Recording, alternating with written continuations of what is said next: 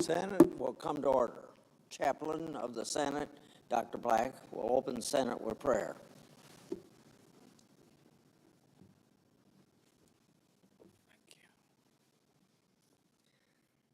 you. Let us pray. Gracious God, who reveals yourself gloriously in the rising and setting of the sun, make us good stewards of your blessings. Lord, give us opportunities to help solve the problems in our world by using our minds to produce creative solutions. Inspire our senators.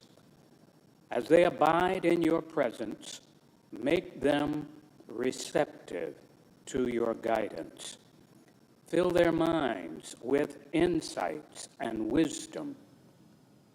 Give them resiliency and courage. Today, provide them with the grace to think not of what they can get, but of what they can give. Empower them to practice conciliation without compromise. Lord, place your arms of protection around them and their families. We pray in your all-powerful name. Amen. Will you please join me in the Pledge of Allegiance?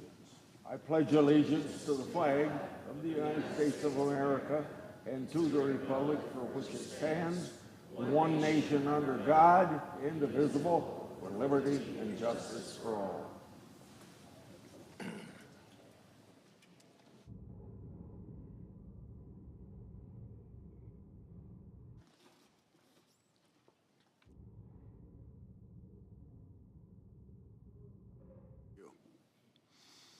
Under previous order, the leadership time is reserved.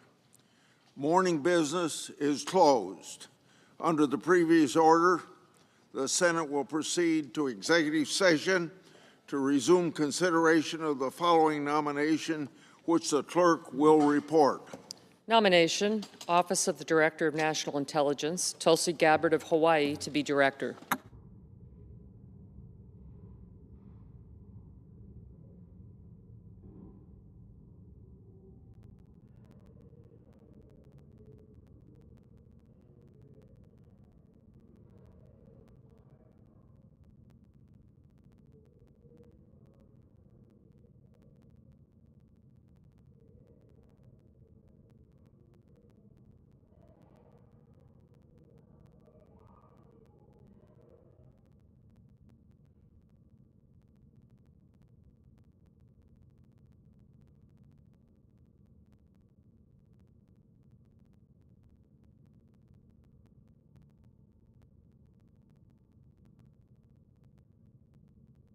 Mr. President, I recognize the senator from Iowa.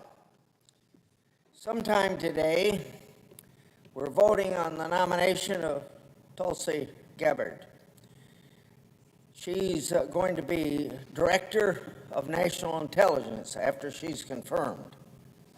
Until she was nominated, I only knew her from seeing her in media sound bites and what other people wrote about her. She came to my office and we had a very good, very substantive conversation. I determined that she's very smart and obviously an articulate person.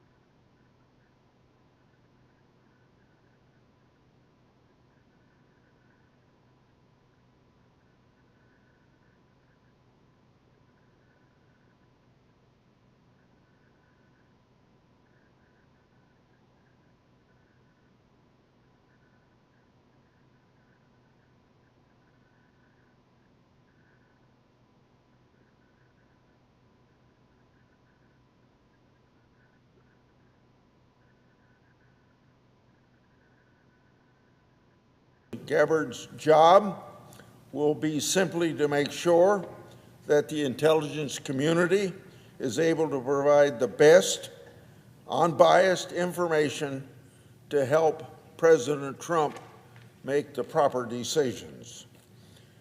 She and I also spoke about some of my past oversight work regarding the intelligence community. I have had mixed results in getting legitimate information that I have sought, depending upon who was in that particular position. For instance, when Rick Grinnell became the acting director of national intelligence, I suddenly and surprisingly got material that I had asked for after being totally stonewalled by previous directors of national intelligence. Based on my conversation, I expect Tulsi Gabbard, along with CIA Director Ratcliffe, will ensure that the intelligence community will be forthcoming and fully responsible to Congress as we in Congress exercise our constitutional responsibility not only to pass laws and appropriate money, but to be a check on the executive branch of government to see that a president, whether that president's Republican or Democrat, faithfully executes the laws as required by the Congress of the United States. On another matter, yesterday, I took a minute or two to address the Senate to remind my other 99 senators, which I do not have to remind the members of the Senate Agriculture Committee, that our nominee for Secretary of Agriculture, Mrs. Rollins, was voted out of committee unanimously. You would think then that if both Republicans and Democrats think that Mrs. Rollins is the proper person to be Secretary of Agriculture, that she would be quickly approved for that position unanimously here in the United States Senate, and maybe even be lucky enough to do one on a voice vote. Now, I don't know what's going to happen, but I do know that we're going to be sitting around the United States Senate today for several hours to see whether we're going to vote on Ms. Gabbard to be Director of National Intelligence, or we're going to have that disposed of very quickly and get down to work. But the people in this country send us to the United States Senate to actually do work. And when you're sitting around just waiting for a decision from the minority of when they're going to allow us to vote on this particular nomination or how we're going to handle Mrs. Rollins for Secretary of Agriculture, nothing is getting done. And we're wasting a lot of the taxpayers' time with a lot of important decisions that have to be made even after we approve all the members of the cabinet. I yield, and I suggest the absence of a quorum. The clerk will call the roll. Ms. Alsobrooks.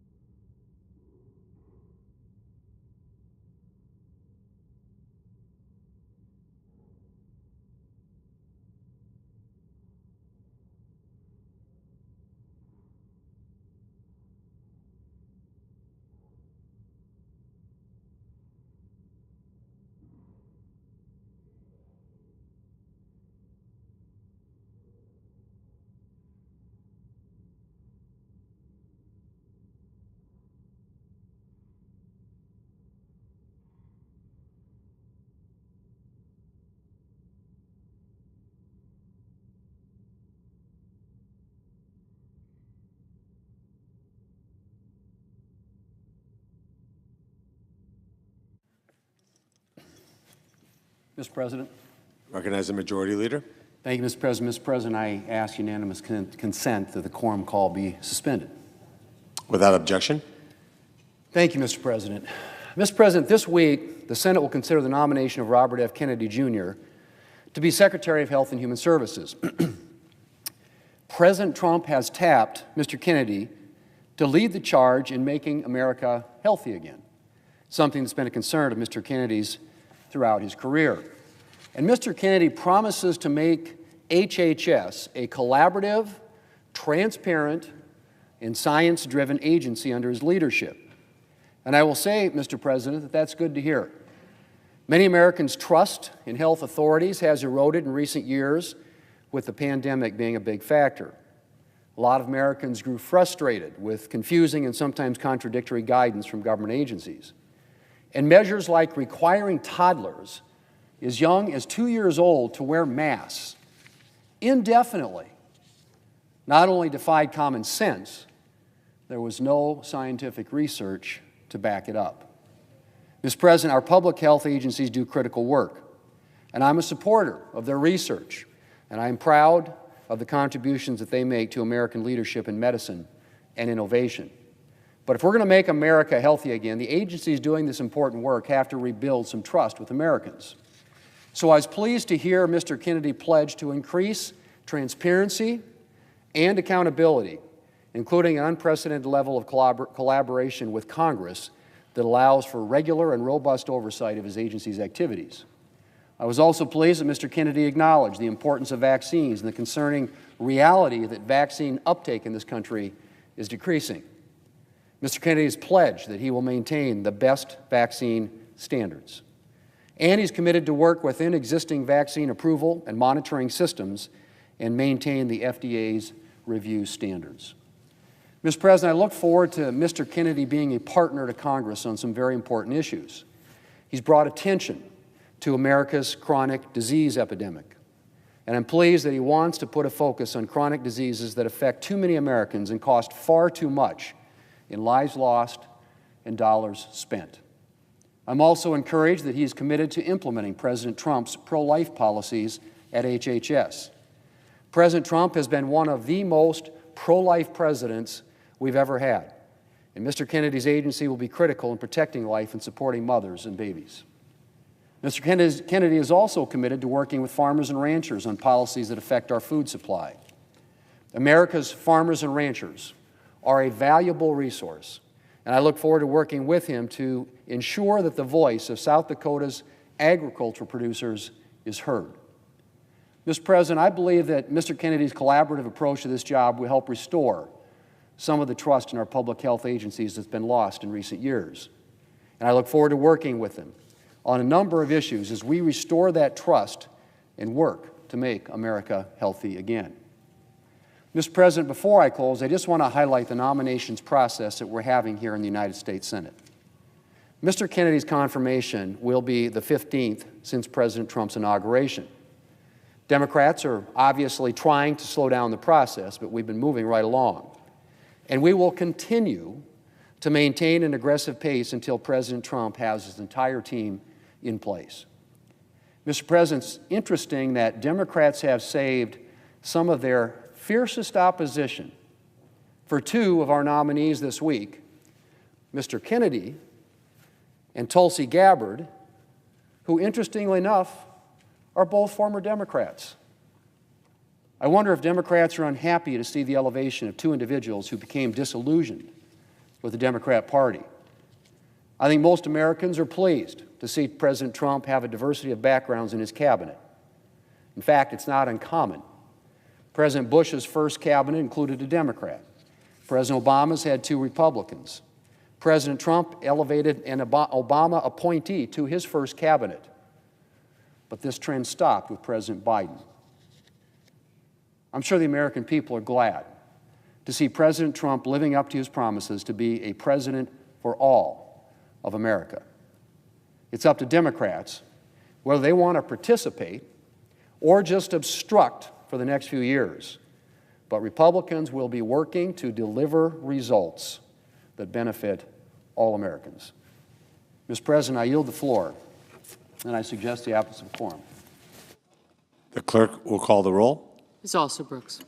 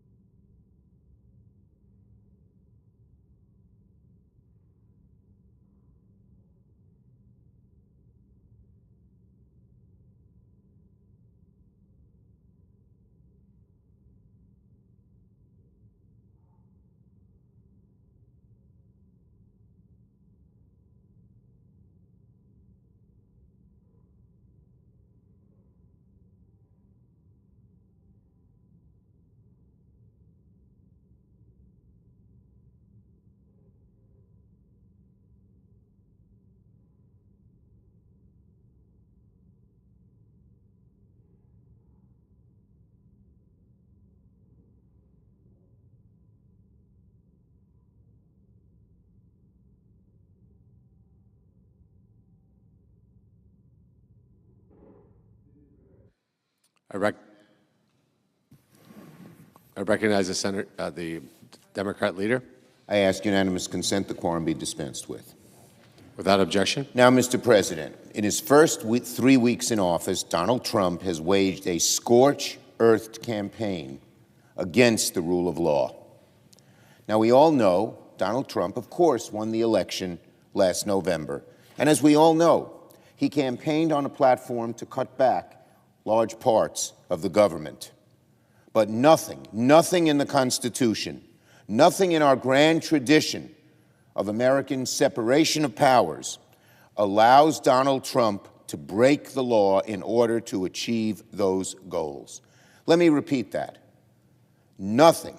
Donald Trump campaigned on cutting back the government. That's true. But he is not allowed to break the law to achieve those goals. That is not how America works. You campaign, you put your ideas forward. In this case, Donald Trump won. But he did not campaign on breaking the law, and the American people don't want him to break the law.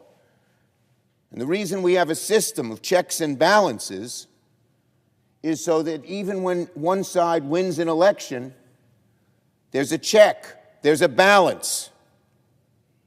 That's what America's been all about for over 200 years. And at this point, Donald Trump is trying to break that tradition in area after area after area. And so, the courts have begun to speak. And their message is very simple. The law is not optional, not even for a president of the United States. Yesterday, at least 5 rulings were handed down in federal courts against the president's brazen conduct in office. Court rulings against his attempt to freeze trillions in federal funding at OMB. Court decisions against his heartless, cruel decision to stop billions in medical research funding through the NIH.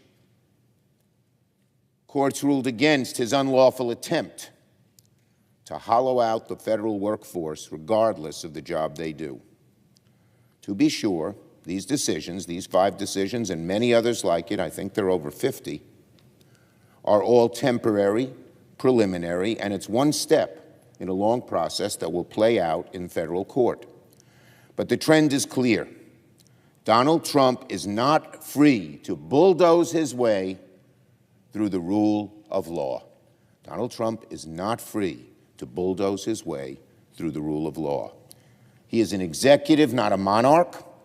He swore an oath faithfully to execute the duties of his office.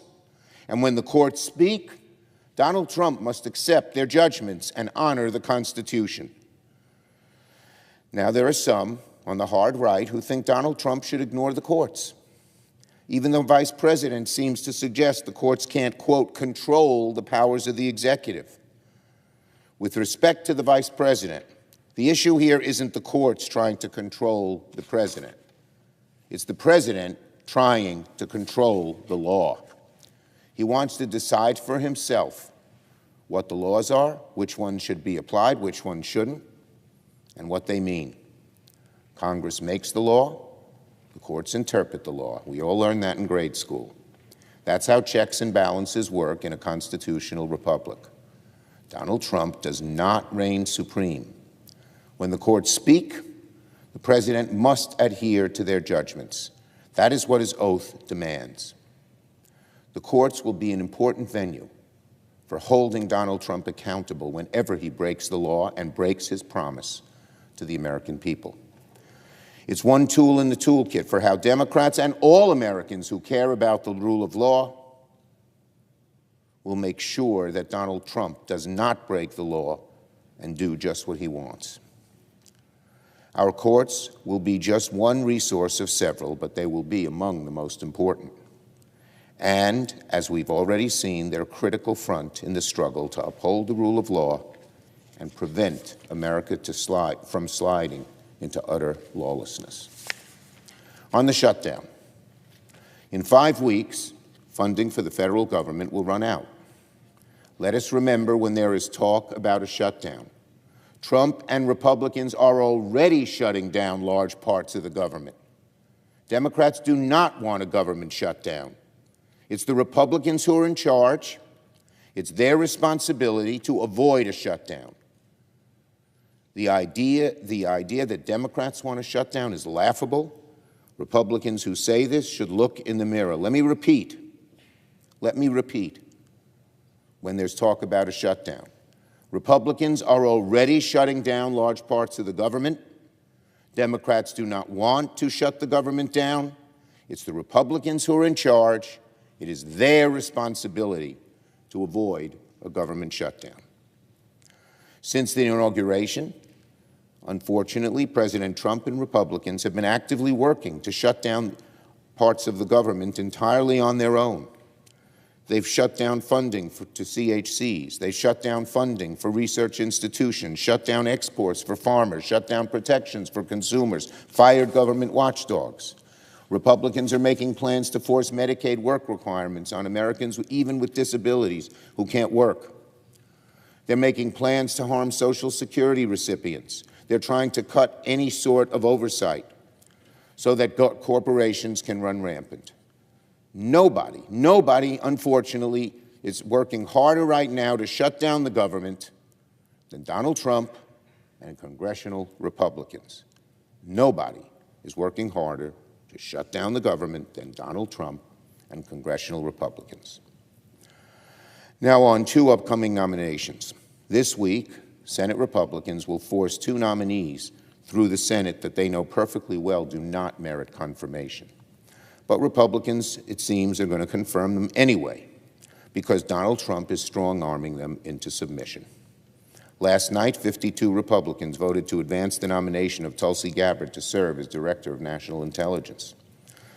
By now, there is no question about whether or not Ms. Gabbard is qualified to lead America's intelligence agencies.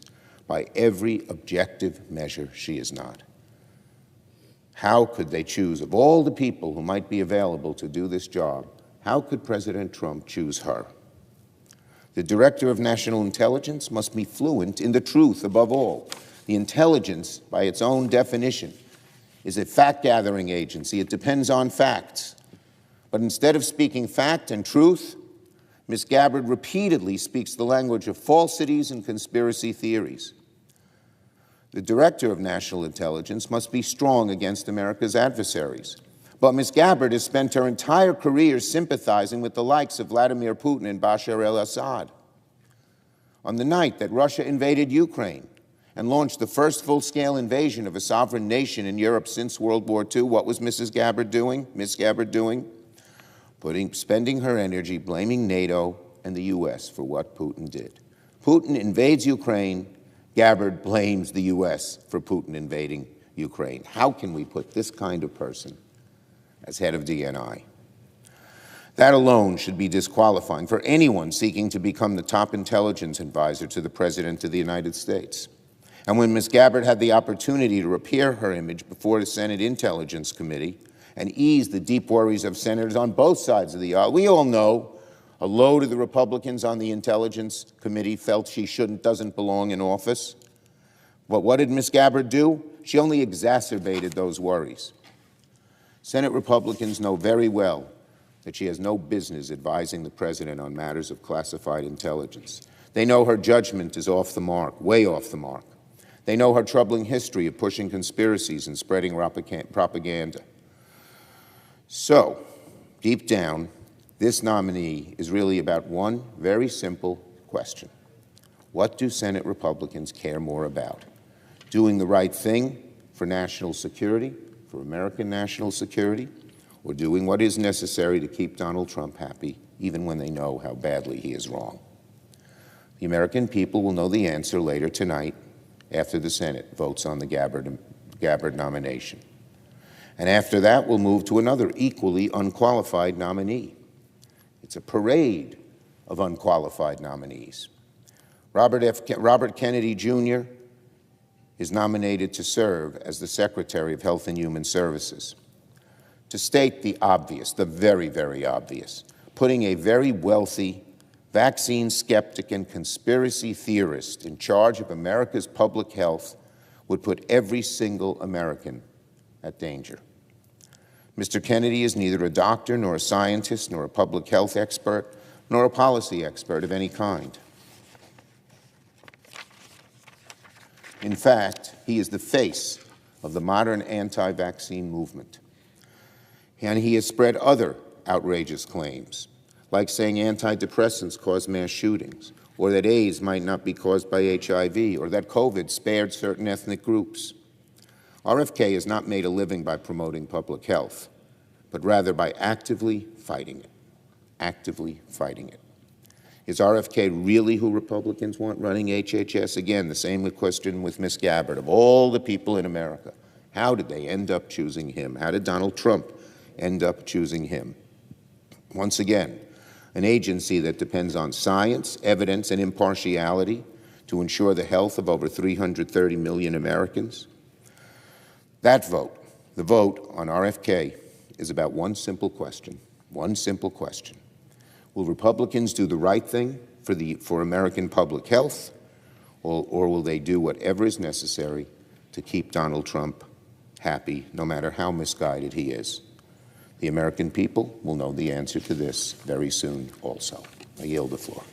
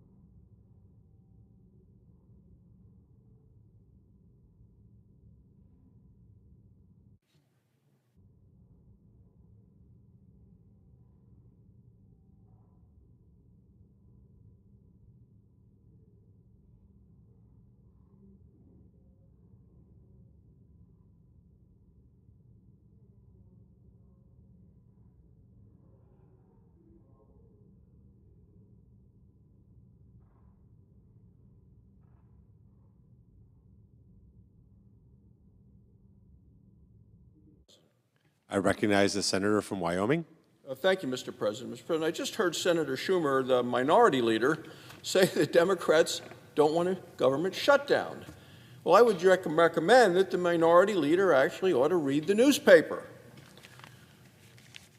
He's going to see that Democrats are threatening and actually calling for a shutdown of the U.S. government. So here's USA Today today. Picture of Senator Schumer right there. Big picture in color, fist in the air. Democrats open to shutting down government. So the senator that just was on the floor saying, oh, no, they don't want it, he's calling for it across the country in the USA Today this morning. That's what we're seeing across this country.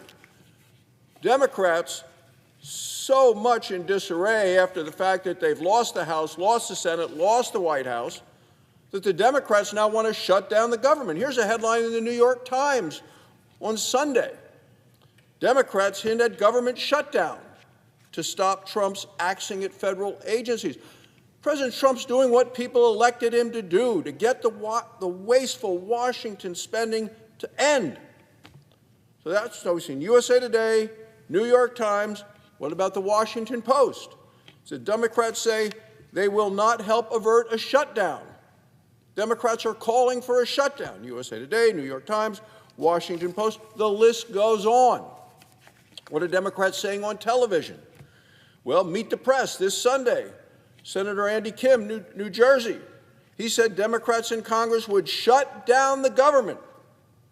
He says if we have to, in order to obstruct President Trump. Not to help the country, not to provide services for the men and women in uniform, not to provide needs around the country. No, because they want to obstruct President Trump. That's why Chuck Schumer and the Democrats are calling for a government shutdown. Didn't end there. Cory Booker, New Jersey, a member of the leadership of the Democrat Party. He was on CNN this weekend. What did he say? Democrats will use every tool possible to stop President Trump. The Democrats want to stop the president who was elected with 312 electoral votes, won every one of the battleground states, and the Democrats just want to stop him. The American people want the kind of action and the urgency that we're seeing right now out of President Trump. Jeff Merkley, senator from Oregon, he's open to shutting down the government. He said, oh, yep, no more business as usual. Shut it down. President Trump is doing exactly what America voted for.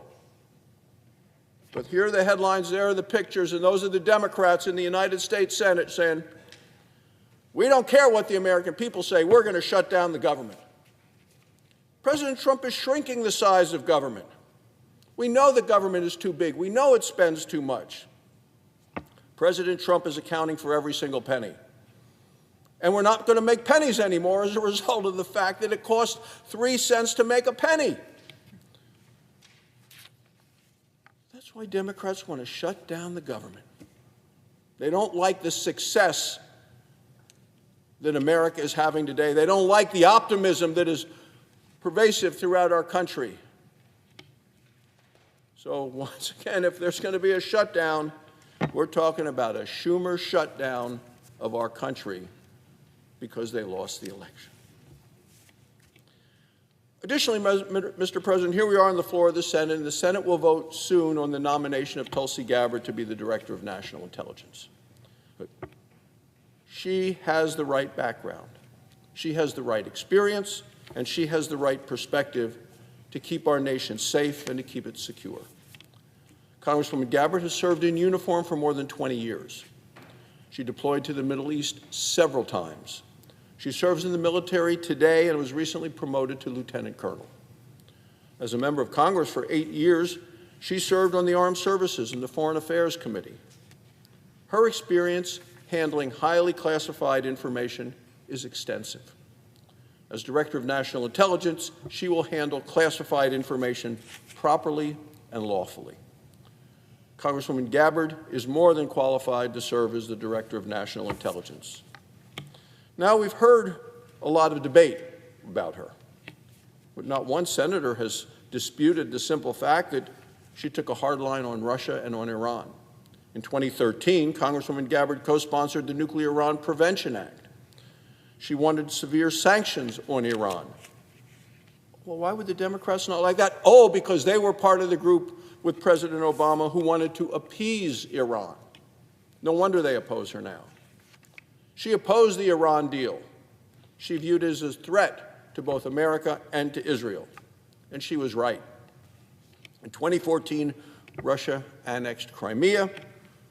President Obama rejected sending tank-busting missiles to Ukraine. Remember what he sent? He sent blankets. Blankets. Look, the sanctions that he imposed, President Obama imposed against Russia, were terribly weak. And Congresswoman Gabbard argued for U.S. military assistance to Ukraine back then. And she called for painful sanctions against Russia, things that the Democrats and their President Obama at the time were unwilling to do. Tulsi Gabbard never sought war with Russia, yet she never kidded herself, never would look back about the aggressive nature of Russia's ambitions. She worked to stop wars, even though she served and was ready to fight in them. She knows what it means when we talk about peace through strength. Democrats attacked her patriotism. They attacked her loyalty. It's disturbing. No evidence to support that. The attacks on her are another case of Democrats equating political disagreement with disloyalty. Washington wants to trust our intelligence agencies again. We need to take an axe to the weaponization of these very agencies. Congresswoman Gabbard will keep politics out of intelligence gathering. She wants to return ODNI to its original size, its scope, and its mission. As she wrote in Newsweek, I promise to provide unbiased, timely, and accurate intelligence for those making decisions to protect the people of our country. That's exactly what we need, Mr. President. Tulsi Gabbard is the right choice to be the Director of National Intelligence, and I look forward to voting to confirm her later today. Now, Mr. President, on a different matter, one critically important in my home state of Wyoming. Under the Constitution, most decisions affecting our lives are meant to be made at the local or the state level. But for decades, unelected, unaccountable, heavy-handed federal bureaucrats have taken away decisions from the states. They've centralized power and ignored the local experts. We need to put the power back into the hands of the people and the states. That's where it belongs. That's what our founding fathers envisioned.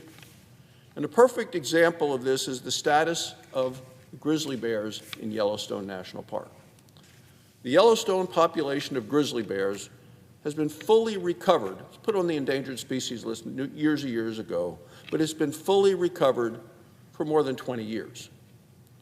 In Wyoming, we've invested more than $50 million in this effort to make sure that the grizzly bears did fully and safely recover. Both Democrat administrations and Republican administrations have taken action to take the grizzly bear off of the endangered species list. Wyoming has a strong, proven track record of science-based management of the bears. Today, grizzly bears in Yellowstone, they are thriving. They're thriving so much that they're now doing great damage to our livestock and to our wildlife. In 2022, the U.S. Fish and Wildlife Service said that there was, quote, substantial scientific or commercial information to warrant local control. Not the heavy hand of Washington, but local control. Yet the grizzly bear remains under Washington's control, and that is despite the best data and our state's success. This issue isn't science, it's politics. There are partisan liberal judges who refuse to listen to scientific evidence. The evidence shows that the grizzlies are fully recovered. The previous administration didn't want to give up control. It's kind of how the Biden administration did it. So on its way out the door, the final weeks, it threw sand in the gears of change. The Biden administration rejected, at the midnight hour, Wyoming's good faith efforts and management plans. They did it just before leaving office. The decision was wrong. It was wrong for the grizzly bear population, and it was wrong for the people of Wyoming. It's time for Wyoming, not Washington, to be in charge of managing the grizzly bears. In Congress, Senator Cynthia Lummis and Congresswoman Harriet Hageman and I introduced legislation to delist the grizzly bears. Our legislation would restore state management. It would put power back into the hands of the people who understand the situation the best. We're also working with the Trump administration to take immediate action. Interior Secretary Doug Burgum is a supporter of delisting the grizzly bears. He agrees that local communities and states should be in control of these decisions. As he said in his confirmation hearing, there's a belief that when they come off of federal protection, that they're unprotected. No, he said, they're managed, as they are all of the other species in the state, by the locals who've got the closest data. Secretary Burgum is right, and I'm glad that we finally have an administration that is ready to work with the people of Wyoming.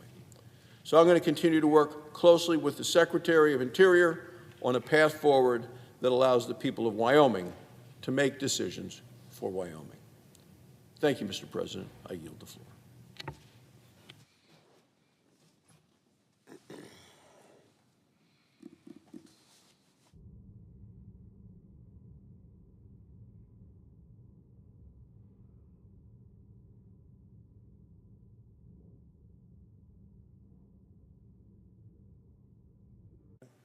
I recognize the senator from Illinois. Mr. President, I ask unanimous consent that the following detailees in the Senate Judiciary Committee be granted floor privileges for the remainder of the 119th Congress: Allison Kent and Dorothea Lay. Without objection. Thank you, Mr. President.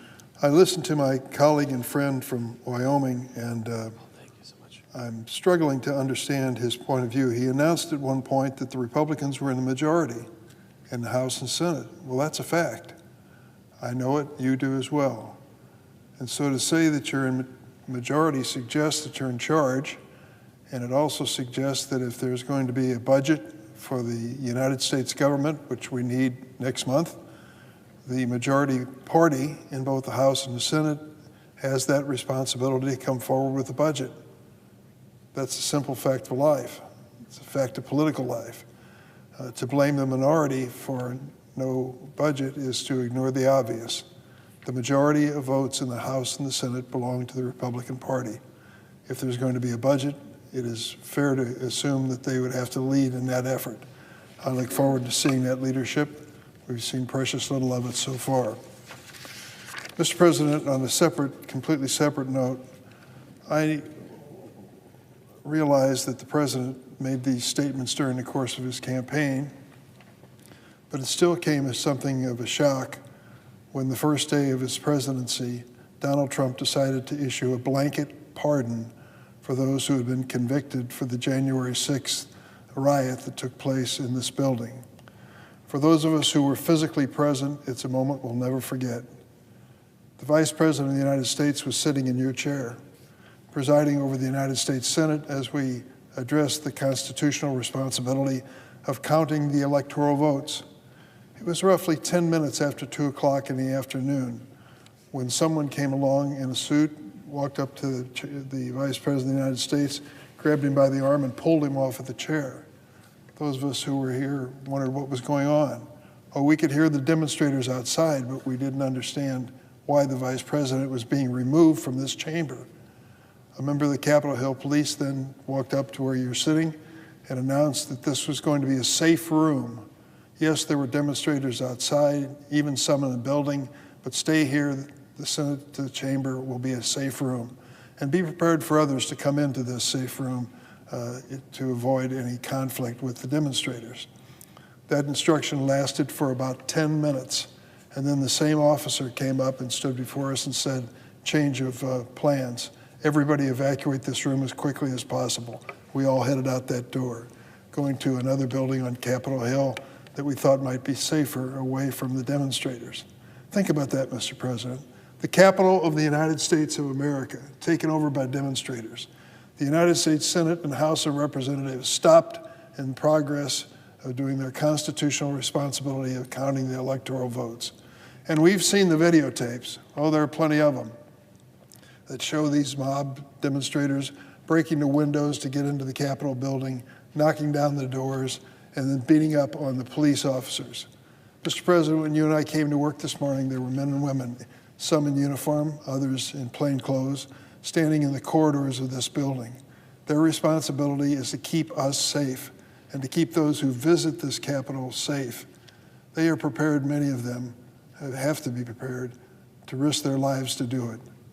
And to think what they went through on January 6th is outrageous.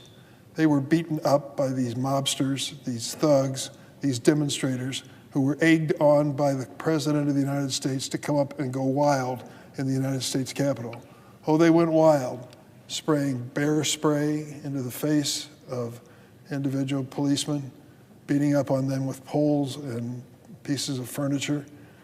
Yes, it was a pretty wild occasion, and it was a criminal occasion, and it led to the most extensive criminal prosecution in the history of our country. Some 1,600 people were prosecuted for their conduct on January the 6th. And I will tell you, as someone who witnessed that and went through that experience, they deserved it. It just strikes me as outrageous.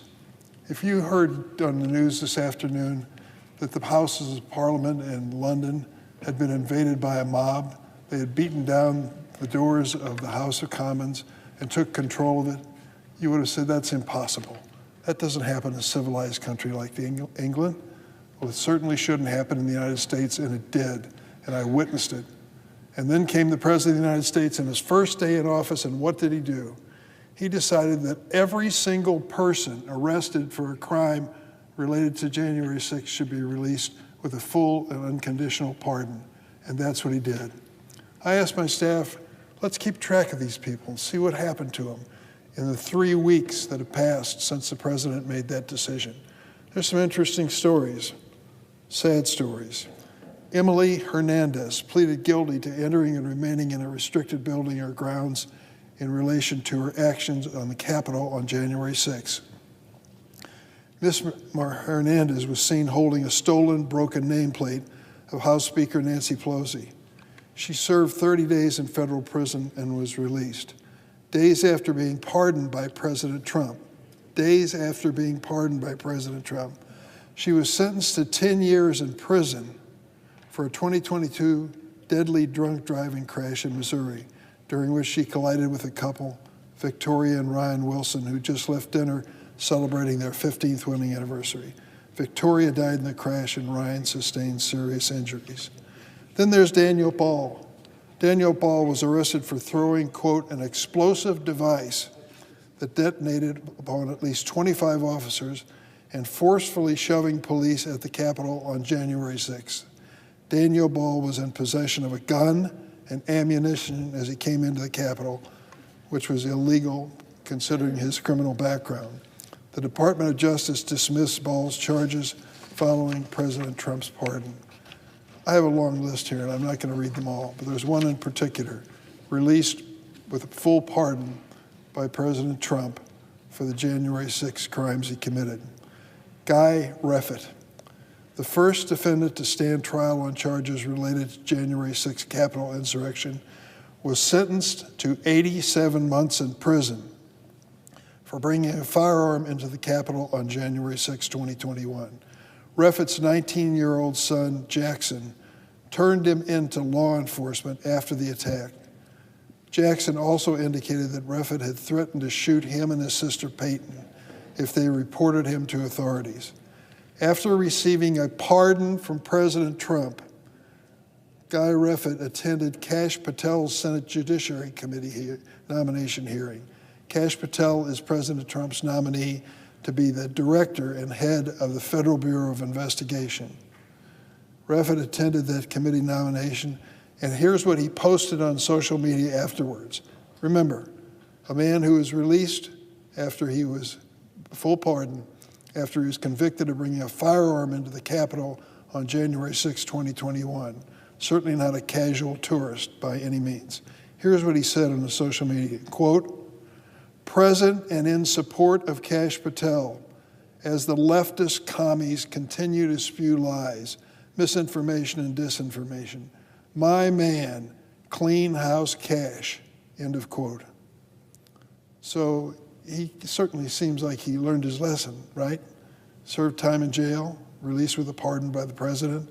He's at it again, defying the authorities, defying anyone who disagrees with him politically. Full unconditional pardon from Donald Trump. The reason I wanted to make a note of Mr. Reffitt's history is it is apropos of what I'm going to speak to this morning. Mr. President, this Thursday, the Senate Judiciary Committee is scheduled to consider whether to recommend Kash Patel's nomination to be Director of Federal Bureau of Investigation to the full Senate for consideration. So far, my Republican committee colleagues have chosen to ignore the myriad red flags about Mr. Patel, especially his recurring instinct to threaten retribution, political retribution, against his and President Trump's perceived enemies. This is a dangerous characteristic for a person who wants to lead the nation's most powerful domestic investigative agency, the FBI. I hope that what I revealed today from credible whistleblowers at the highest levels will give my Republican colleagues some pause before it's too late. Multiple whistleblowers have disclosed to my staff highly credible information indicating that Mr. Kash Patel has been personally directing the ongoing purge of senior law enforcement officials at the FBI. Let me remind you, Mr. President, Mr. Patel at this moment in time is not on any public payroll, nor does he have any authority by our government. Listen, on the morning of January 29th, the day before Kash Patel's confirmation hearing, there was a meeting between the acting leadership of the Department of Justice and the FBI. Notes from that morning meeting read, KP wants movement at FBI, reciprocal actions for DOJ. Let me say that again. Quote, notes from the meeting. KP wants movement at FBI, reciprocal actions for DOJ. Acting Deputy Attorney General Emil Beauvais told the participants in this meeting that he had received multiple calls from the White House Deputy Chief of Staff Stephen Miller the night before. Miller had pressured him because Kash Patel, KP, wanted the FBI to remove targeted officials faster, as DOJ had already done with prosecutors. The list of officials identified for termination was in the possession of a group of individuals who, according to our sources, were personally interviewed by Mr. Patel to be on what was known as the Director's Advisory Team.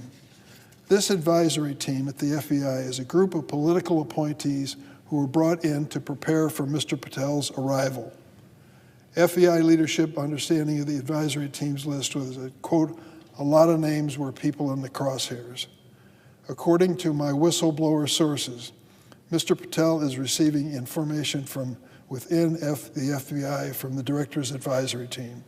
Mr. Patel then provides direction to Stephen Miller, who relays it to the Acting Deputy Attorney General Beauvais.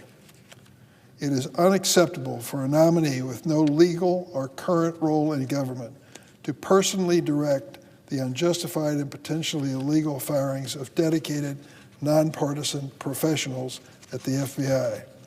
If these allegations are true, then Mr. Patel may have committed perjury before the Senate Judiciary Committee. The day after the meeting I described, where Mr. Patel's desire for FBI officials to be fired more quickly was discussed, was Mr. Patel's confirmation hearing before the Senate Judiciary Committee. So the morning after, he's putting the heat on the leadership at the FBI to dismiss more people more quickly. He testifies before the Judiciary Committee under oath. During the hearing, Senator Cory Booker of New Jersey asked Mr. Patel, and I quote, are you aware of any plans or discussions to punish in any way, including termination, FBI agents or personnel associated with Trump investigations? Yes or no? End of quote. Mr. Patel answered that he was, quote, not aware of that, and continued, quote, I don't know what's going on right now over there, but I'm committed to you, Senator, and your colleagues that I will honor the internal review process of the FBI, end of quote. Yet, if these whistleblower allegations are true, just 2 days before, Stephen Miller, at Mr. Patel's direction, had ordered DOJ leadership not just to terminate a specific list of officials, but to speed up those terminations. Mr. Patel seems to be unable to wait for Senate confirmation to carry out retribution against his perceived political enemies. Patel is a private citizen today, and he was when he testified. No current role in government directing baseless firings of career public service. This speaks directly to the fact that Mr. Patel is not fit to be entrusted with government authority, which is evident to anyone who has seriously reviewed his record. And let me remind you, Mr. President, he is not seeking a term of 2 years or 4 years, but 10 years as director of the FBI. The ramifications of these terminations at the FBI are dangerous. They go way beyond Mr. Patel's fitness for office, because these terminations have greatly weakened the FBI's ability to protect the country from national security threats and have made America less safe.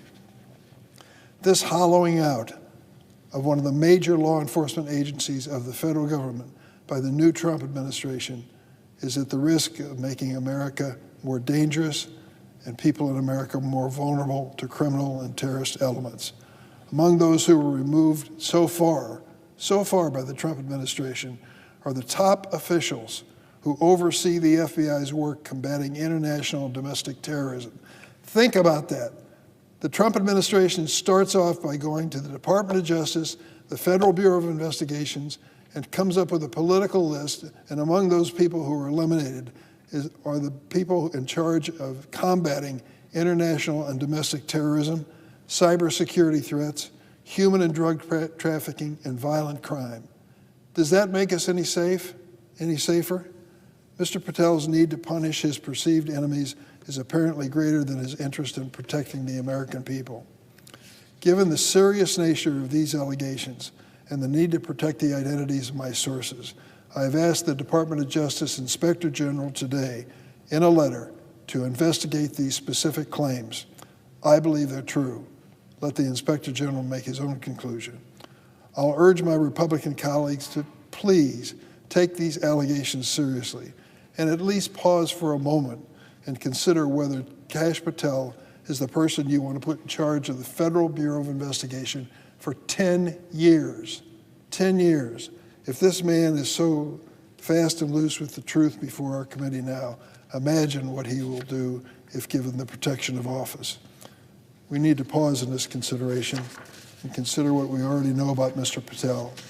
He has pledged to, quote, shut down FBI headquarters in writing and, quote, come after the president's enemies. He's even published the enemies list that he will target. I know, I've read it, and anybody can, in the book that he's published. He falsely claimed that the FBI, quote, was planning January 6th for a year, and has even sold musical recordings of a song performed by January 6 rioters who violently assaulted police officers on January 6. He's left behind a trail of grievances throughout his life, lashing out at anyone who dares to disagree with him or fails to respect him sufficiently. You want to give power to this man, the power of the investigation of the Federal Bureau of Investigation? I think not.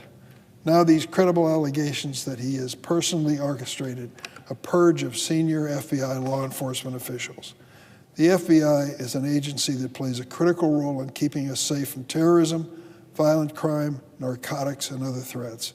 Our nation needs an FBI director who understands the gravity of the mission, not someone who is focused on settling a political score. I yield.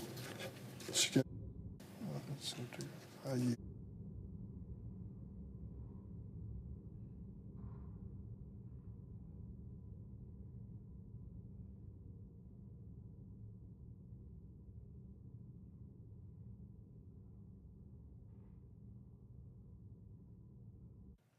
Mr. President, Senator from Iowa.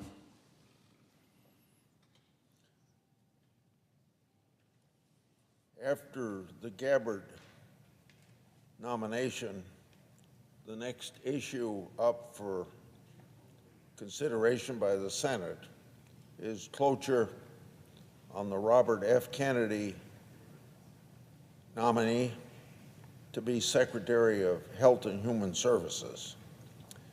This cabinet position is responsible for implementing the administration's health agenda. As Secretary, Mr. Kennedy must spend his time focused on improving the health of all Americans, ensuring HHS is transparent and accountable to congressional oversight, and respecting whistleblowers. I think Kennedy has made very clear in a life as a citizen, talking about improving the health of all Americans. So I would like to outline some of the priorities that Mr. Kennedy should focus on at Health and Human Services. And obviously, I'm asking him to focus on things and issues that are very dear to my heart and take up a lot of my time as a senator from Iowa and a person very concerned about the quality health care in rural America. Our country spends more than $4.5 trillion annually on health care. Growing health care costs don't just strain Americans' pocketbooks. Health care is also a major driver of widening budget deficits and the federal government's unsustainable fiscal outlook. We're not getting our money's worth for all of that spending. Major health care program spending eats up 34% of the federal revenue today, and that will grow to 41% of revenue by 2055. Mr. Kennedy must, and I think he's committed to, ensuring that the key health programs, such as Medicare and Medicaid, are protected and strengthened by rooting out waste, fraud, and abuse. The nominee must increase transparency and accountability. These actions will help make our healthcare system more efficient for the taxpayers and the consumers. I'm the author of major and more recent updates to the federal government's most powerful tool in fighting fraud, and that's people that use the False Claims Act. Since the enactment of this legislation, I'm talking about reforms to the False Claims Act, the federal government has recovered more than $78 billion lost to fraud and saved billions more by deterring would-be fraudsters. People in the Justice Department, both Republican and Democrats, say that the False Claims Act is their best tool to get after these fraudsters. In the 1 year of just 2024, and Attorney General Garland reported this to me just a couple days before he left office. In 2024, there was more than $2.9 billion in False Claims Act settlements and judgments, with $1.7 billion of it involving the healthcare industry. Now, as you know, I listen to a lot of whistleblowers, and whistleblowers were responsible for helping recover nearly all of that $1.7 billion. And I think I discussed the False Claims Act and the use of it by soon-to-be Secretary Kennedy. He seemed to be very enthused about listening to whistleblowers and use of the False Claims Act. And I think that he was probably being made aware of it for the first time. So I hope he will look into how he can use this act, and particularly by listening to reports from whistleblowers of the waste of taxpayers' money. Now, the Justice Department and HHS in combination need to more aggressively go after healthcare waste, fraud, and abuse, and empower and encourage whistleblowers. My top healthcare priority is lowering the cost of prescription drugs. We can start by putting more sunshine on pharmacy benefit managers' practices and holding these PBMs accountable. We should also establish price transparency on prescription drug TV ads. Knowing what something costs before buying it is just common sense and very helpful to the consumer. Transparency will bring more accountability and lower costs to consumers. Mr. Kennedy must also protect and improve access to rural health care. The previous administration dragged its feet in opening up spots for what is termed the Rural Community Hospital Demonstration Programs. HHS must also listen to the concerns from rural pharmacies and ensure rural hospitals benefit from additional physician slots that Congress has authorized. I look forward to strengthening the new and voluntary rural emergency program to ensure that it's working for rural communities, extending telehealth access, and supporting physicians getting a fair reimbursement under Medicare. I also expect HHS to support healthy moms and babies by improving care coordination and using telehealth in rural areas. HHS should work with me to support kids with complex medical needs so these kids and their families are getting the right care at the right time and at the right place. Our programs helping support kids with complex medical needs covers probably 6 or, well, depending on how many problems these kids have, but they have to navigate across several different programs. And what we're trying to do through legislation we pass is to have help so that when you have to see 5 or 6 different specialists, you have somebody saying what's available and what can we do to help you make access to all this. I also expect HHS to protect the most vulnerable and older Americans. I've spoken at length with Mr. Kennedy about some comments that he made in regard to agriculture. And I've heard from farmers in Iowa and agricultural organizations and commodity groups in the state fearful that Mr. Kennedy has some radical ideas on agriculture.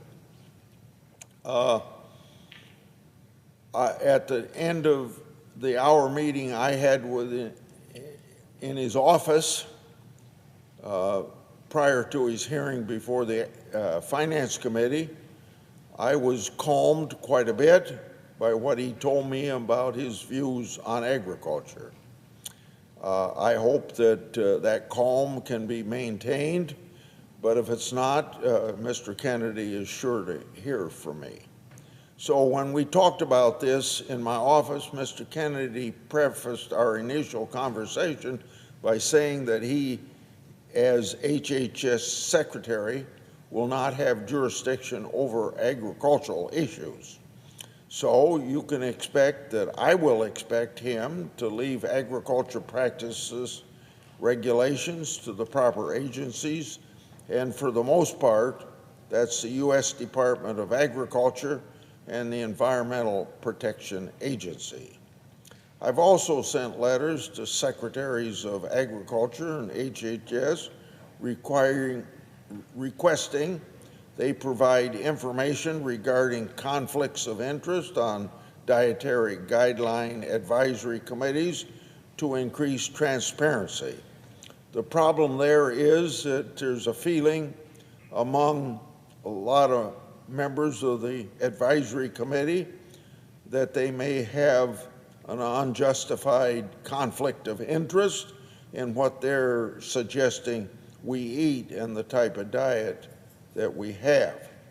So I expect Mr. Kennedy to provide Congress with confidential financial disclosure from the advisory committee before finalizing dietary guidelines so that we know that nobody has a vested interest in however those guidelines are written.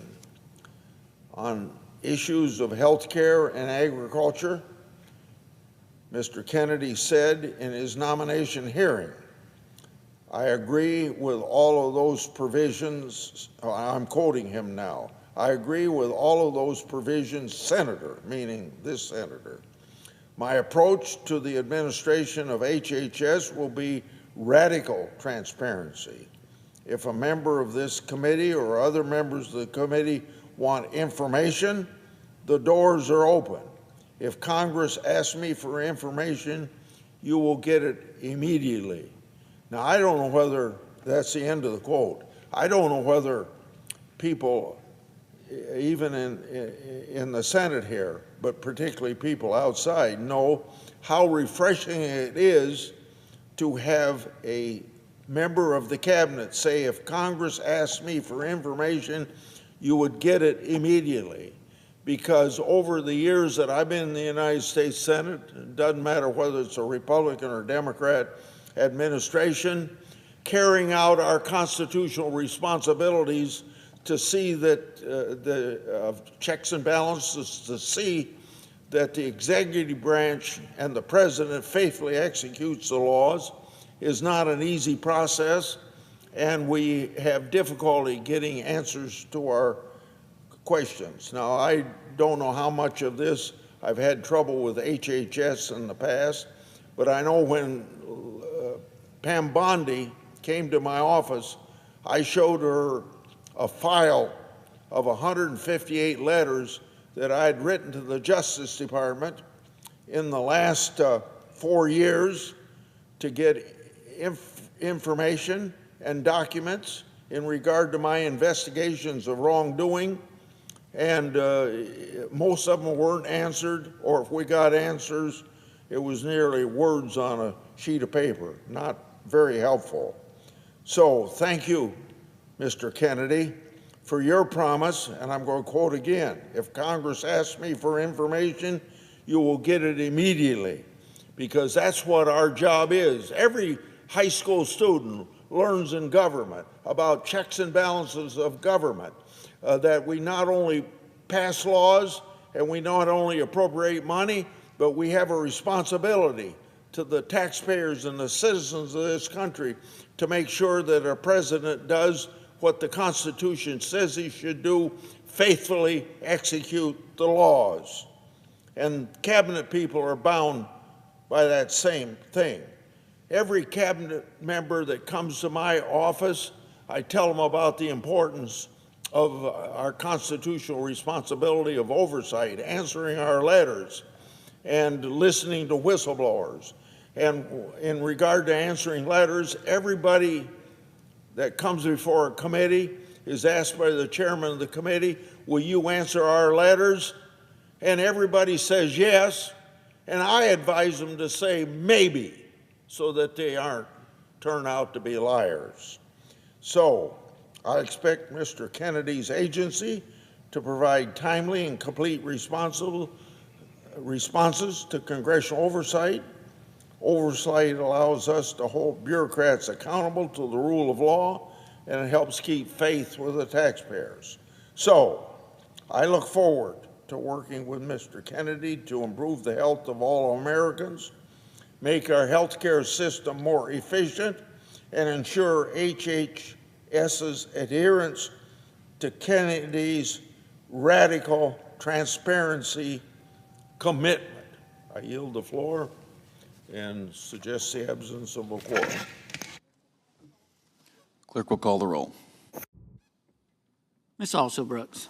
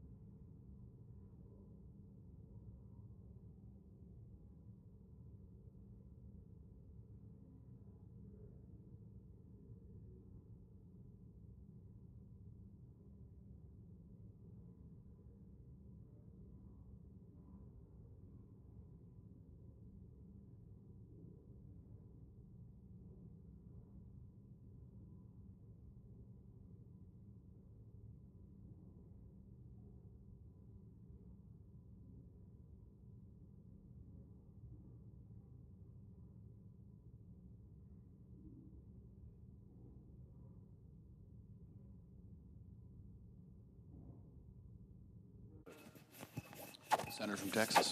Mr. President, I ask unanimous consent that the quorum call be rescinded. Without objection.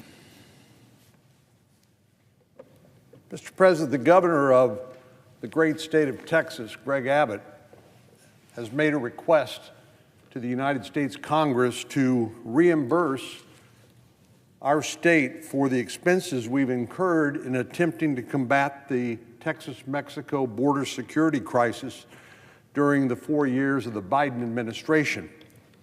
I'm proud to support this request along with my colleague, Senator Cruz, and members of the Texas delegation in the House of Representatives. Securing the nation's borders is the responsibility of the federal government, plain and simple. Given the division of responsibilities between the states and the federal government, there's no doubt but that this is a federal responsibility.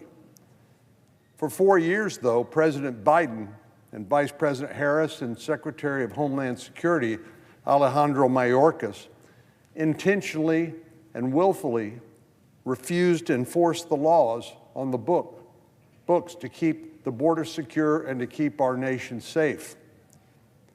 Even before his first day in the office, President Biden rolled out the welcome mat to illegal immigrants in speeches during his campaign, inviting what ensued. Early in his presidency, President Biden ended President Trump's very effective policy known as Remain in Mexico. This very simply provided that those who sought asylum needed to remain outside of the borders of the United States while their asylum claim was litigated and ultimately decided, knowing that only about 15% of people who claim asylum ultimately are awarded that by an immigration court. The Biden administration ended construction of President Trump's border wall and instead spent federal funds to store those materials that had already been paid for, squandering taxpayer dollars in the process.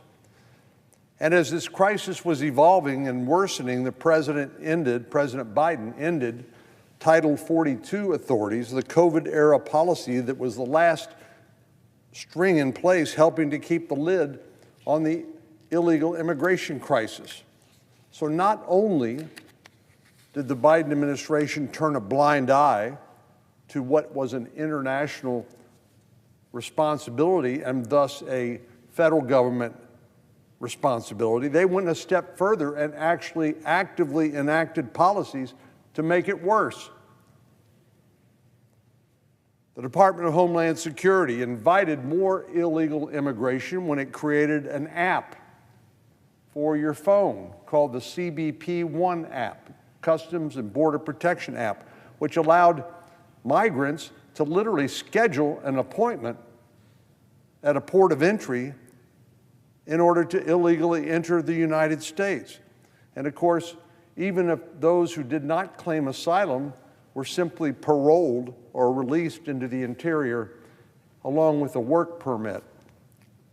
So here again, there was no matter of deterrence and saying, well, if you want to enter the United States, you need to do so according to the rules in an orderly basis.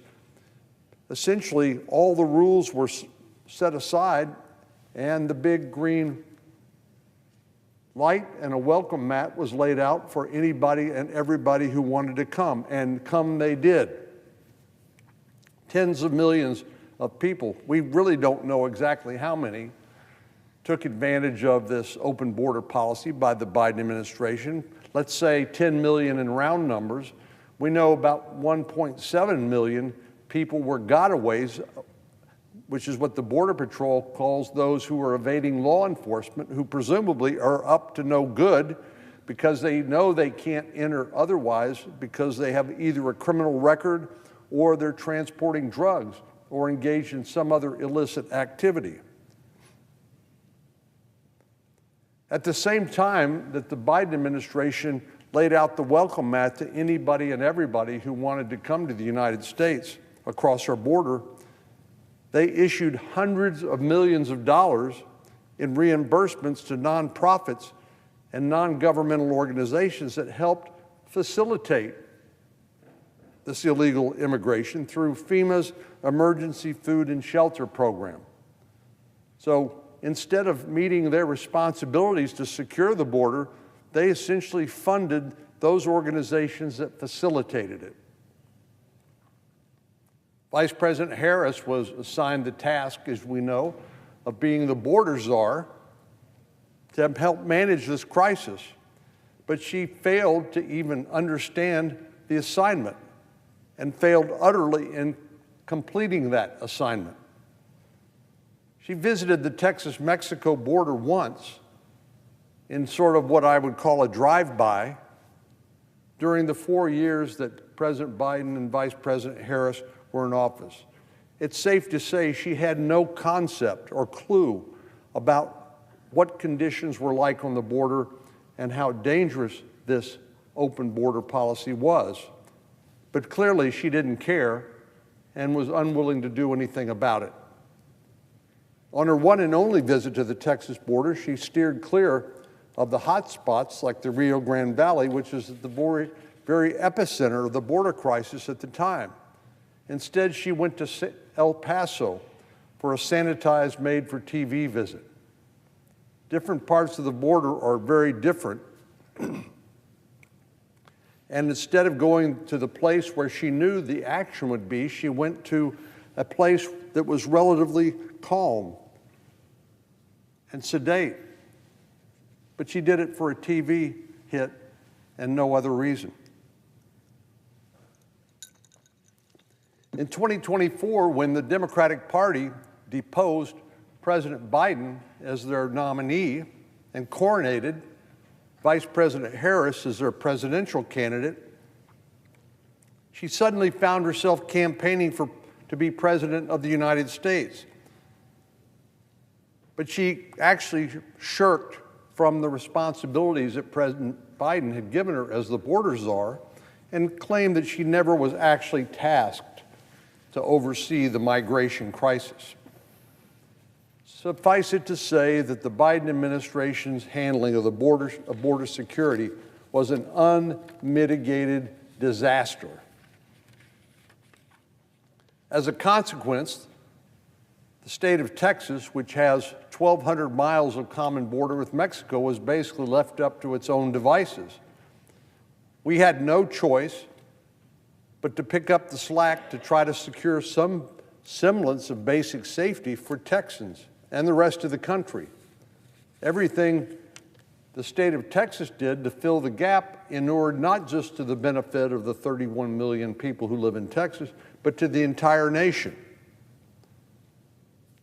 Governor Abbott initiated something called Operation Lone Star, which resulted in the apprehension of more than 500,000 illegal immigrants by Texas law enforcement. Thanks to Operation Lone Star, law enforcement arrested more than 50,000 criminals trying to make their way across the border. Texas also built 240 miles of border barriers when the federal government refused to do its job. And officers across the country have seized more than 500 million deadly doses of fentanyl, which is the number one cause of death for young people between the age of 18 and 45 in this country. As a result of Operation Lone Star, without any help at all from the federal government, Texas was able to reduce illegal immigration into the state by 87%.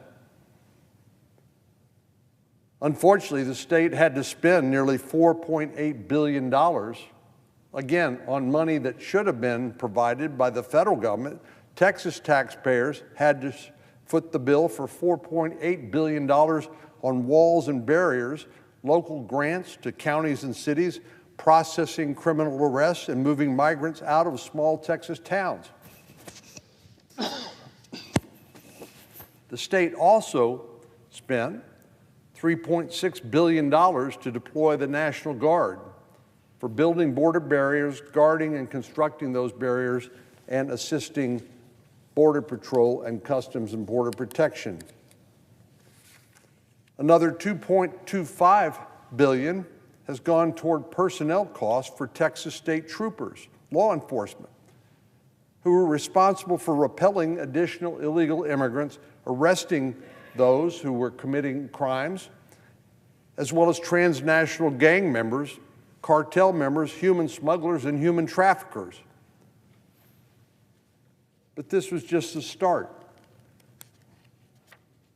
There were costs associated with the prosecution of border crimes at Operation Lone Star's criminal processing centers, State game wardens had to pitch in to help patrol the Rio Grande River on the border to help prevent illegal entries.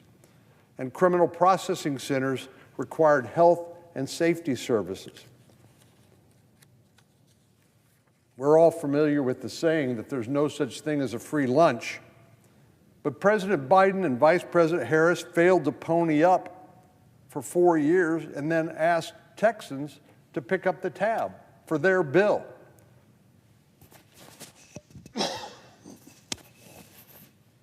All told, Governor Abbott and the state legislature had to spend more than $11 billion to make up for the Biden administration's blunders and malfeasance and nonfeasance when it came to border security and immigration. So it's not particularly complicated. Securing a country's borders is the function of the federal government. $11 billion is no small amount of money for a state, particularly one that doesn't have an income tax, to provide that benefits the rest of the country. But this is no different than when the federal government steps in to help states who have to deal with extraordinary expenses during the wake of a natural disaster, as they did for Texas in the case of Hurricane Harvey. But instead of a natural disaster, what we had during the 4 years of the Biden administration was a man-made disaster.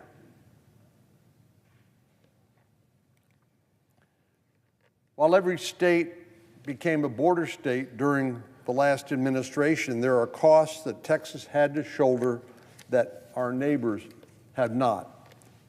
It's just fair and right and just for Texas taxpayers to be made whole for the border security responsibilities it took on as a result of President Biden's dereliction of duty. So I'm proud to support Governor Abbott's request for the state to be reimbursed.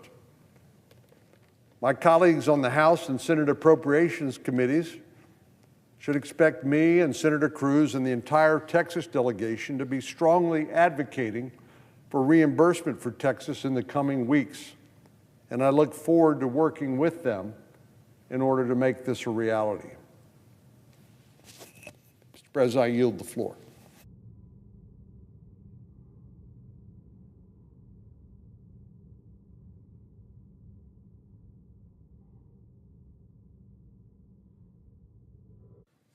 Senator from Alabama.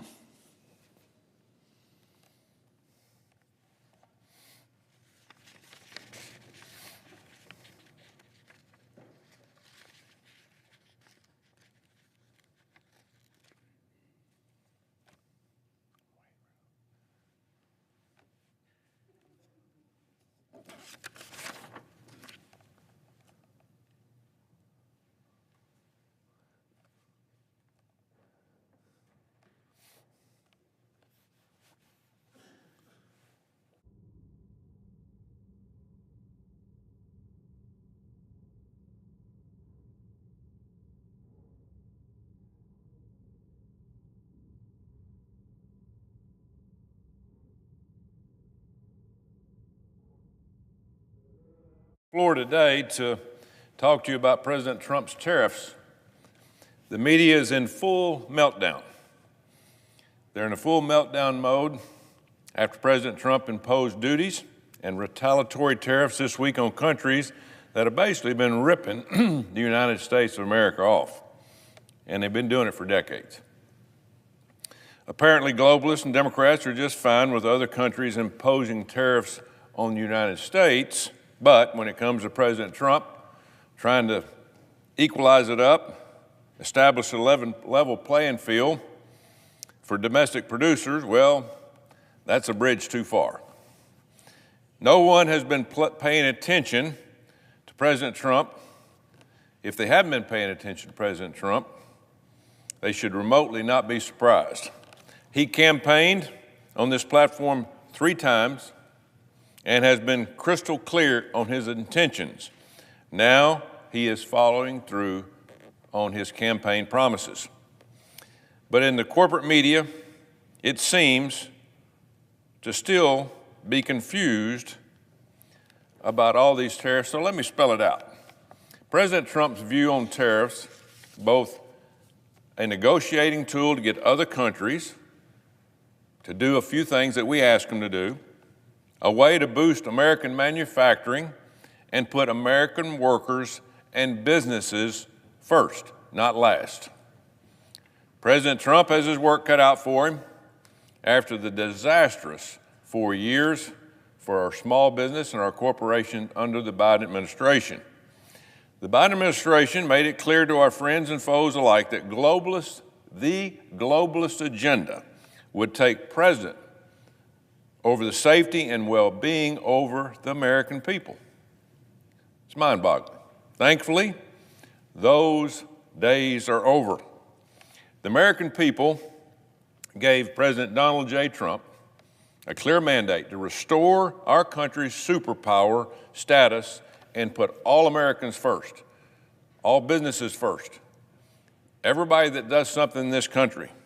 And that starts, number one, with securing our borders. Like I've said many times, if you don't have a border, you don't have a country. And we have really struggled in the last 4 years. That is changing. That's why the master negotiator in chief, President Donald Trump, threatened to impose 25% tariffs on Mexico and Canada just the last couple of weeks. Over the last 4 years, the Mexican government just basically turned a blind eye while caravans of illegal aliens overran our borders. Coming from Mexico, coming from Central America, and all over the world, just overrunning our country. Thousands of women and children were trafficked, raped along the way. Drug cartels made an absolute fortune. Absolute fortune, not just with drugs, by the way, but for the payments of these illegals coming all the way through either Central America or South America to the United States with a big, basically, tariff of their own, charging these people to come to the United States. Lawlessness had become the status quo under President Biden. Nobody cared. Democrats in this room, they didn't care. They didn't care what was going on. Let's just let them all come in. Let's let the drugs come in. We lose 300 people pretty much every few days to illegal drugs in this country with overdoses. But let's don't worry about that. Let's just worry about controlling our country the way they want it to. Well, it's been a disaster. Mexico showed zero signs of willingness to negotiate when President Trump took office. When he did take office, January the 20th, they woke up real quick. President Trump correctly understands that Mexico's economy is heavily dependent on the United States of America and the citizens of this country. In fact, more than 80% of Mexico's exports come to the United States. 80% come here, and the American citizens buy those products that are made in the United States. Mexico's economy would almost instantly feel the effects of a 25% tariff, leaving Mexico's President Claudia Sheinbaum no choice but to come to the negotiating table under the master negotiator, Donald Trump. So that's why he uses tariffs, to get his point across, because people across the world take us for granted. As a result, within hours of President Trump's announcement of the tariffs, Mexico caved. They saw real quick. Obviously, they're not stupid. They agreed to help the United States secure the border and crack down on the cartels and the illegal drugs coming in, almost immediately, which we could have done the same thing with the past administration, but it just showed you they could care less of what happened at our border. Our neighbor to the north also caved to President Trump after a 25% tariff was threatened on Canada. Not only are illicit drugs like fentanyl coming into our country from Mexico, but there are also about 2,000% increase in drugs coming across the border in 2023 and 2024 from Canada. A 2,000% increase. In the last fiscal year alone, enough fentanyl was seized at the northern border to kill 9.8 million Americans. And to me, that would be a very serious problem. But do you think the Democrats cared? Nope. There was no action at all by the Biden administration on Canada. No action on Mexico. But thanks to President Trump's leadership, our North American neighbors from the North and South are making changes now daily that will protect American citizens from deadly drugs, criminals, and human traffickers. The number one job of the President of the United States is to protect the people in this country first, and that's what President Trump's doing. In addition to using tariffs as a negotiating tool, President Trump also views tariffs as a way to right the wrongs of past ineffective trade deals. That's why this week he's imposing a 25% tariff on all steel and aluminum imports, including those of Canada and Mexico. Contrary to what the media is telling you, this isn't unprecedented. It's not unusual. In fact, President Trump has helped shine a light on the fact that U.S. exporters face higher tariffs than more than two-thirds of the time. We pay more tariffs than anybody.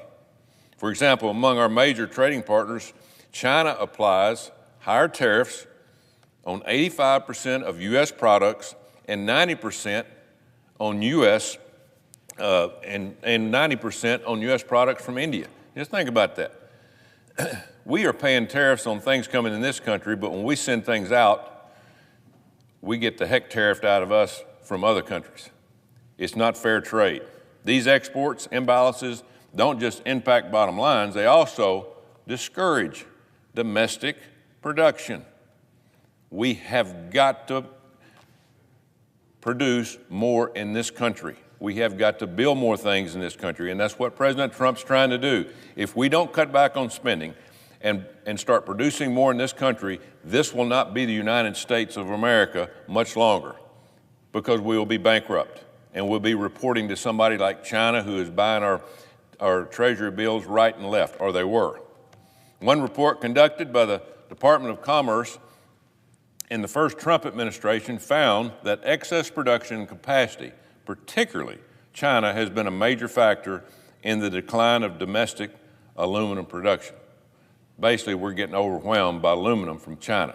That's not near as good as what we make in this country. President Trump built one of the strongest economies in a modern history in his first term. Modern history. But the Democrats failed to know that, so they wanted to change it. And did they ever? Almost destroyed our economy. Jobs and wages were up when President Trump was in, inflation was down. Americans had more money in their pocket. And thanks to President Trump's strategic tariffs, along with the 2017 Tax Cuts and Jobs Act, companies were reshoring businesses back in the United States right and left. They were coming back because they could make profit. And that's what it's all about when you have a corporation. You got to make profit. And President Trump was able to, because of tariffs, make more money for manufacturing in this country going out of this country. You had companies like Ford canceling plans to build in Mexico back in President Trump's first term, and instead opening one in Michigan. This turned out to be extremely important when COVID hit and were forced to rely on goods manufactured right here in the United States. We found out pretty quick, just in drugs alone, we make very little drugs in the United States. Where are they made? They're made in India and China. They've got to come back here. We have to be self-sustaining. Whether it's our healthcare, technologies, agriculture products, or steel and aluminum, there's no reason for us to depend on other countries. We are the number one country in this world, have been and will be in the future in manufacturing and production. America has some of the best and brightest manufacturers, best and brightest producers, the farmers, and business. We take second to none. And from a national security perspective, it is dangerous to be reliant on other countries who may not have the best interest of the United States in mind. You can't blame them. They're looking out for themselves first. Well, we need to do the same thing. Not to mention the fact that U.S. produces the cleanest steel in the world, You'd think the Democrats and the climate cult would at least be happy about that. Think about that. You know, President Trump just put tariffs on steel and aluminum. A lot of the steel and aluminum come in, and because of how they make it, it's some of the dirtiest steel in the world. We make the cleanest. And why in the world would we want to import something that is going to be detrimental to our country alone with its environment? The tariffs being imposed this week are an important step in President Trump's plan to restore fairness to trade, boost domestic manufacturing, and put consumers and producers first. It's about time. 3 weeks into his presidency, President Trump is keeping his promises. President Trump's strategic tariffs will strengthen and revitalize our nation's economy, stop the flow of illicit drugs and illegal immigration, and make sure our trade deals are fair to both taxpayers and American manufacturers. America first. President Trump is utilizing every tool at his disposal as we speak, including tariffs to usher in the golden age of the American economy. We have to make that change. If we don't, we will not survive as the #1 country in the world. We will not regain that status, and we will be losing our national security. Mr. President, I yield the floor, and I notice absence of quorum. Clerk will call the roll. Ms. Also Brooks.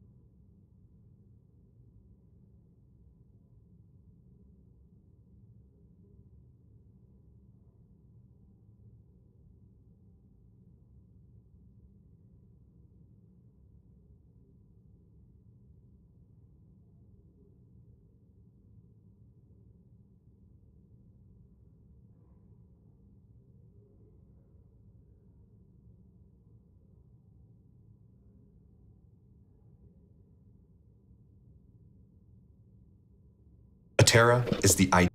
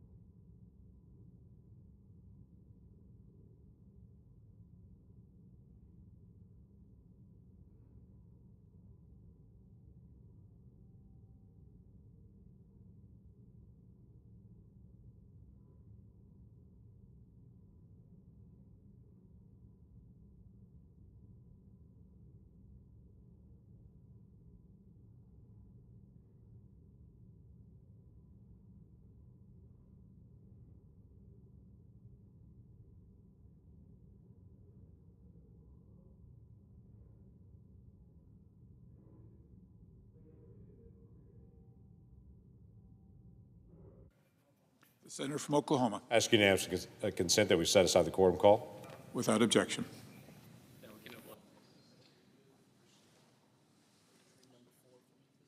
Under the previous order, the Senate stands in recess until 2:15 p.m.